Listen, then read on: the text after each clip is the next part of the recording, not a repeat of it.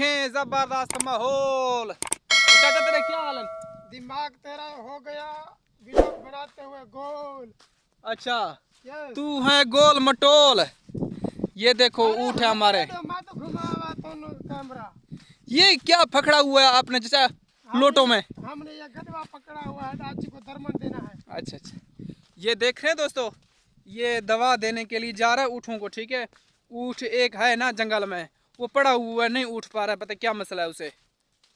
ये देखें जंगल है और तो यहाँ पे कुछ नहीं दिखता। ये देखें ये टकला ही है बस। हम फकीर आदमी हैं। लोटा लेके चल पड़ेंगे। अरे झोला लेके चल पड़ेंगे, लोटा नहीं। खाओ माँ कसम। नहीं। अब पहुंच चुके हैं ऊँट के पास जो जंगल में बैठी हुई थी। ठीक है ना, अब आ गया, देखो सारे पहाड़ ऊँट के नीचे। ये देखो ये यहाँ पे भी घास मास कुछ नहीं है। ये देखो सिर्फ रमाली पड़ा हुआ है यहाँ पे। ये देखो ये जा रहा है अभी ऊँट के पास, वो बैठा हुआ है, आप देख सकते हैं। मज़ीद नज़दीक जाके ना आपको दिखाते हैं इसका हाल।